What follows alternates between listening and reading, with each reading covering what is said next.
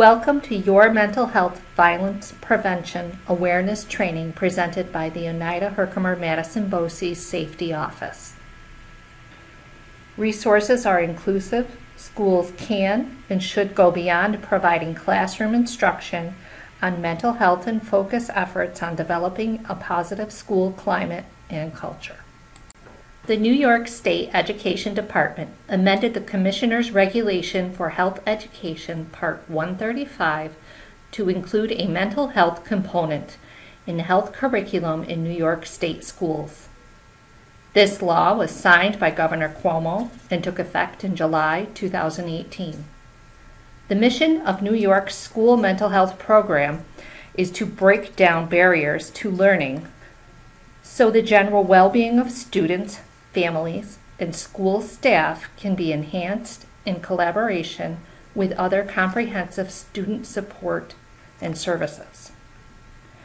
New York State is the first state in the nation to require that health education include understanding the relationship between mental health and physical health, enhancing a student's understanding, attitudes, and behaviors that promote health, well-being, and human dignity. Mental health is a critical part of overall health and well-being and is important throughout our life. Mental health affects our thinking and learning, our feelings and actions, and influences healthy decision-making.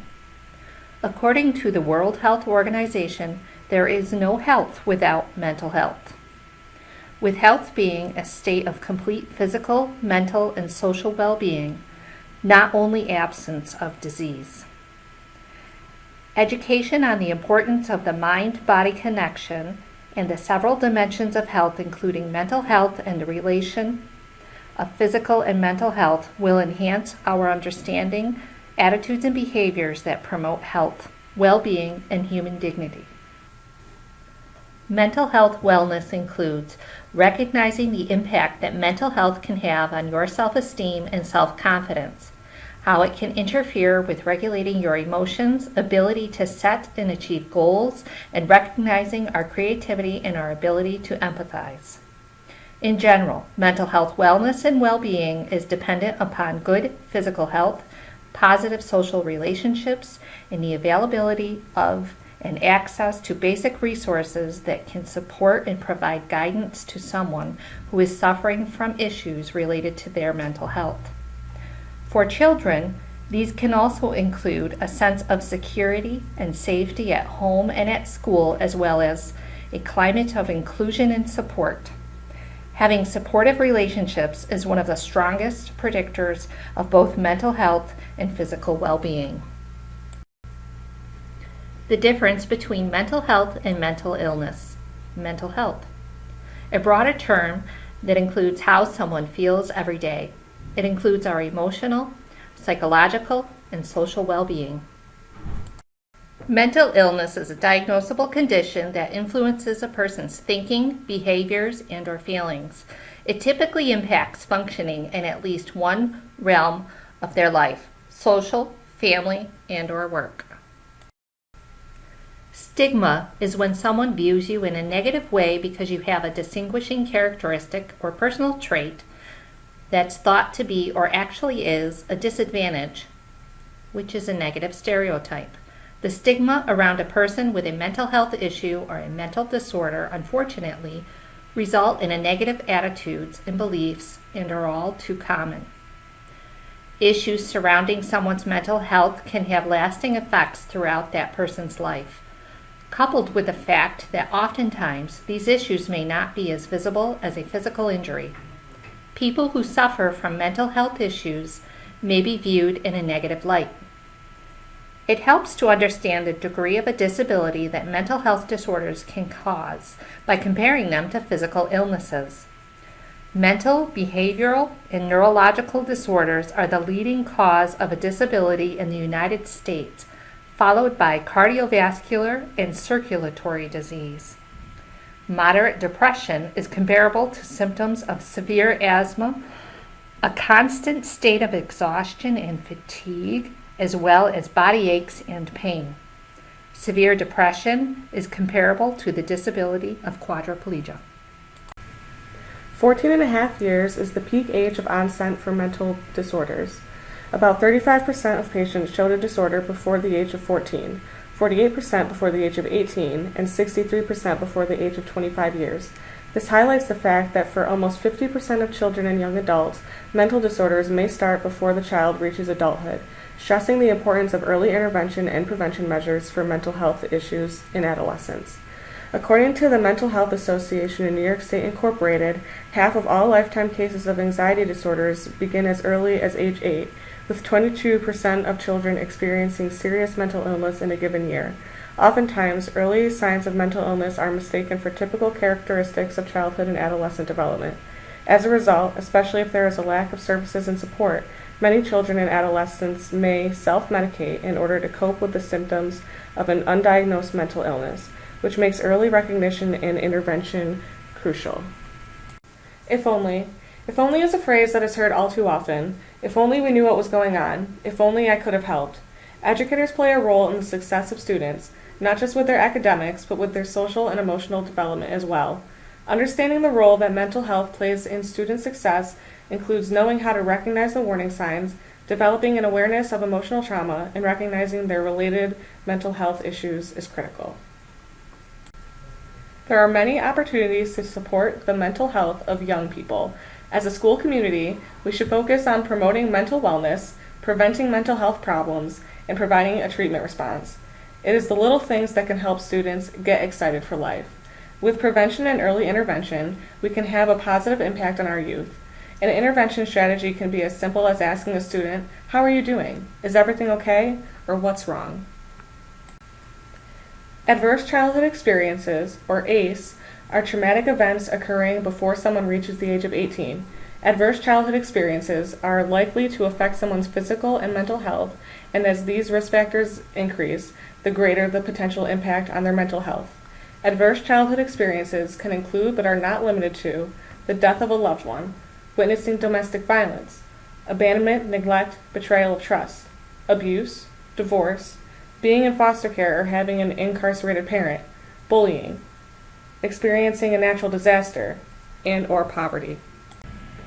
However, there are 6 protective factors that promote well-being of children: nurturing and attachment, knowledge of parenting and of child-youth development, parental resilience, social connections, concrete support for parents, social and emotional competence of children.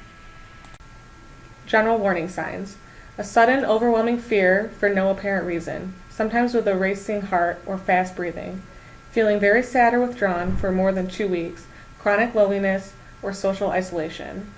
Intense worries or fears that get in the way of daily activities. Severe, out-of-control behavior that can hurt oneself or others. Involvement in many fights or desire to badly hurt others. Changes in eating habits, lack of appetite, or overeating. Repeated use of drugs or alcohol, severe mood swings that causes problems in relationships, a drastic change in a student's behavior or personality, seriously attempting to harm oneself or making plans to do so, notable changes in peer relationships and/or relationships with staff and others, extreme difficulty in concentrating or staying still that puts the student in physical danger or causes problems in the classroom.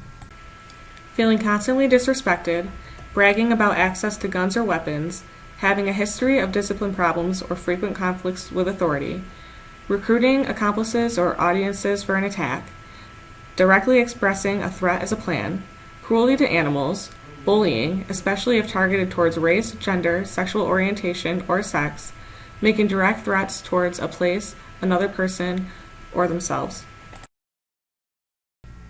According to the National Suicide Prevention Lifeline, some warning signs may help you to identify if a person is at risk for suicide, especially if the behavior is new, has increased, or seems related to a painful event, loss, or change.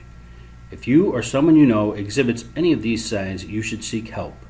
The National Suicide Prevention Lifeline is just a phone call away. The number is 1-800-273-8255 or text 988.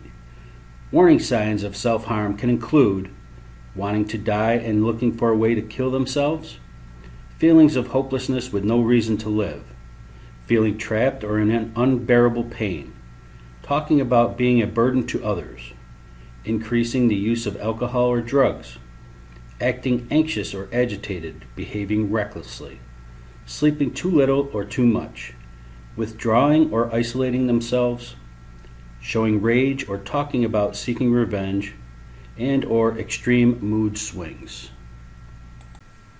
Effects of untreated mental illness include students being unable to complete high school, go to college, trade schools, or even obtain employment.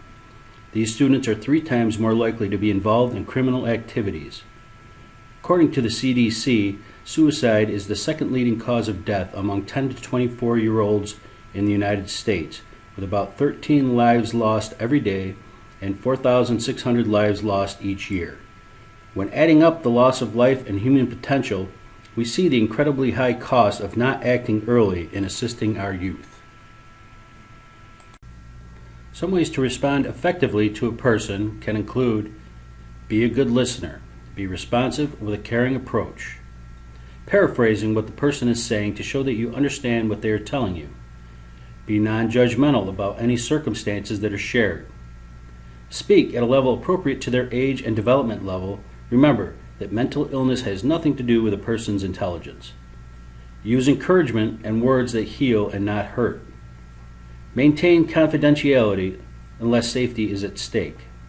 Be the example. Serve as a model of honesty and dignity. What are some other ways to respond effectively?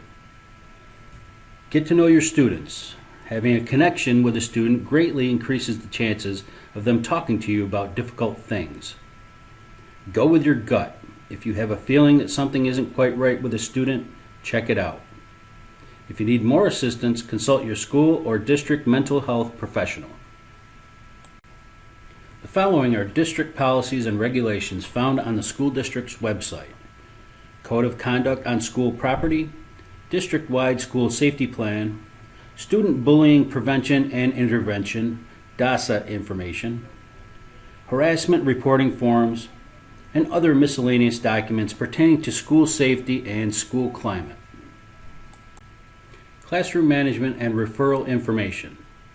Establish and reinforce clear classroom expectations. Foster the building of relationships within the classroom community.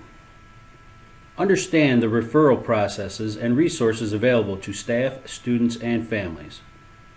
Know who to talk to within your building or district for additional support and/or information. Creating a healthy and supportive school environment for students.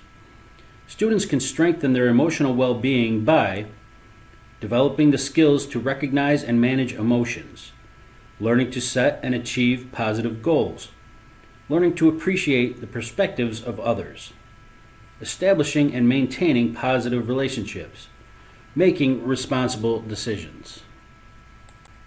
Effective school social emotional learning.